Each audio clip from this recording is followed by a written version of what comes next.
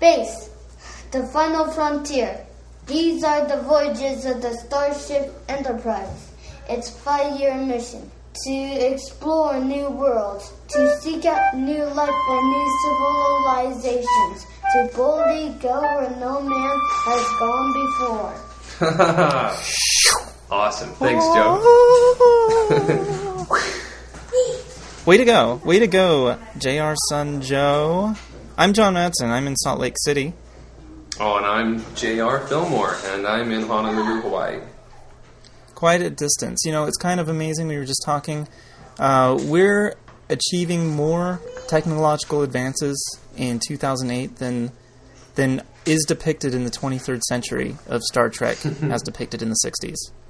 So, good times. Anyway, what we're doing, we're talking across the Pacific Ocean because JR, my good friend that I've known for 22 years Sure. now. Sure, Yeah. close to that, sure. Yeah, 22 years. You've always hated Star Trek. Like with a passion. Really hard, huh? Yeah, well, yeah, you know, I never really dug it, and also you got to admit it's pretty easy to make fun of. It's kind of one of those things that there's a class of people that dig Star Wars or Star Trek, and it's the same class of people that get beat up by the jocks on the playground. So it's That's true. An easy thing to pick on. So That's true. Yeah, you attempted to beat me up a couple times. Uh, I think when you realized you never could, that's when you finally started to think, you know what, maybe Star Trek is for me. there you go. Maybe I am one of those dorks. John, I think maybe it came to a boiling point our freshman college year when we lived together in an apartment, and you guys had how to host a Star Trek evening, and I was excluded. And that's what made you hate Star Trek? Yeah, Was that the final nail in the coffin? That was it. I was hoping to land the role of a Dr. Crusher, but I was told that I couldn't come because I would only make fun of it, which is probably true.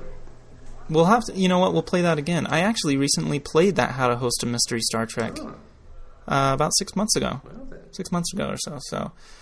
So that's great. But it was completely your decision to investigate. Yeah, it stemmed from you did a blog at Halloween, and John, once again, one of your characters was what were you, like a vampire Captain Kirk or something? I was a vampire Captain Kirk, yes. Yeah, and I think I pasted a taunting, hurtful comment, and then I realized.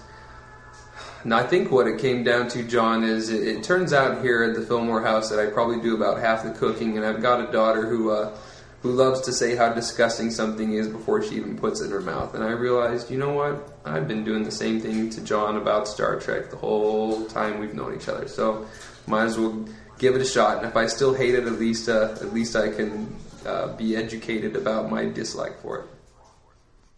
True. Very true. You know what? I want to go back to that comment. Oh, are you looking it up? I'm trying to look it up right now. It looks like it's in October of 2007. And it is right here. Okay, good. I found that pretty fast. That's not too annoying. You said, because I talked about a tribble. Yeah. I had a little vampire tribble. Yeah, that's right. And you said, and I guess you were serious. I thought you were just being funny. Because I thought it was funny, but I guess you're dead serious when you say this. And you said, John, if I had known what a tribble was, I would have killed myself. Sometimes I forget what a nerd you are. Oh, well, it was kind of funny, kind of serious, I guess. Dead serious on your part. Sure, dead serious on my part. Yeah. Well, that's too bad. But I mean, it's your lovely daughter that made you decide to put all of the Star Treks in your Netflix. Well, all of the official Star Trek canon in your Netflix. Yeah, right? so the original series, the Next Generation, and all the movies, and I think that's it for now. I'm not prepared to do Voyager or Deep Space Nine or the other offshoots yet. So that's really a Star Trek doctorate, is what that is. Yeah. And I'm not that big of a fan myself. Okay.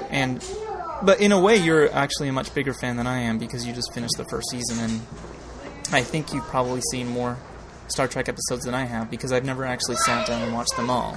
But over like a 20-year period, I've Well, I've watched as many as I could. John, I'd have you know that there's a freaking 29 episodes in the first season. And each one is, 50 minutes long? I don't know how on earth people stood for so much television in one season back then, but it was a lot of Star Trek. Do you think that's why shows are only 44 minutes nowadays? I don't know, but maybe that's why it's only... They wrote it. Have you watched a whole episode of Star Trek? It's horrible. Yeah, I gotta say that the first episode I watched, which since it was the first episode, I think was twice as long. But I thought, okay, first episode, no big deal. They're just making it long. And then the second one, when it hit that 50-minute mark, I was like, oh my gosh, I gotta watch almost an hour of every single episode. But what can you do? Yeah. What can you do? Okay, so you want to get into it? Should we start talking about? Yeah, let's do whatever you want to say, whatever you want to talk about. Okay, let's just go for it. Now, your episode list that you have with you right now. Yeah. What's the first episode? Because it might be different than the IMDb page that I have open right now. Yeah, well, there's the pilot, but that doesn't really count because they basically use that again for the two-part menagerie. So the first episode on my list is The Man Trap. Okay, good. That's my first episode. So do you want to just skip the cage because we're going to have to talk about it again anyway? Yeah, sure. That's fine.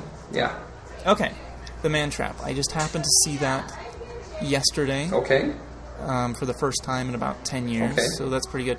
It's the one where Dr. McCoy has this ex-girlfriend, and pretty much, I don't know why, but pretty much every single episode, one of either McCoy or Kirk has an old girlfriend. Yeah, that's pretty much the case. That they have to choose between, like, doing what's right and doing what's right for love. Yep. But this old girlfriend of Dr. McCoy, she happens to be a salt sucker. Yeah. She needs salt really hard. Yes, she does, to the point where if she doesn't get her salt pellets, she sucks humans dry of their salt. And this one, out of all the Star Treks that I watched in preparation of this little thing, ooh, it sounds like someone just got phased back there. Yeah, I'll kill him later. That's fine. Oh, your kids are so cute. I'm so glad they got you into Star Trek. Yeah. Well, actually, I watched almost every single episode with at least Joseph. Oh, good. I'm glad he's enjoying it. Yeah. He enjoys it enough to memorize the opening. Yeah. So yeah. That's awesome. Pretty impressive. But there's a point where Spock in this episode figures out that this Nancy girl is not actually McCoy's old girlfriend, but it's the salt sucker that's taken the shape of McCoy's old girlfriend. And McCoy is just about to shoot her, and he's like, should I shoot her? Should I not? And then Spock says, this isn't Nancy. If this was Nancy, could she take this? And he doubles up his fist, like they do in Star Trek, and punches her in the face about 5 times, which was incredibly daring for the 60s. Oh, man. Well, you know what? It wasn't daring for the 60s. I think the 60s hated women. Yeah, well... The more I watched Star Trek. Yeah, if you remember. See, this brought me immediately back to our first ever viewing of Soylent Green, when that guy breaks up the party and just starts punching the women in the face and in the stomach. And it gave me the same reaction. I was laughing pretty hard. I think they used the same Foley sound effect of... Yeah. Dur, dur. Anyway, this also cemented very early on, and from the first episode on, this is going to sound really cliche, John, but Spock's by far the best character. He's way fun to watch, though I haven't gotten tired of Spock. Spock is amazing. Yeah. He's amazing. Yep. I grok Spock. Yeah, as I hope we all do. Whatever that means. I need to find that T-shirt that says I grok Spock. Yeah.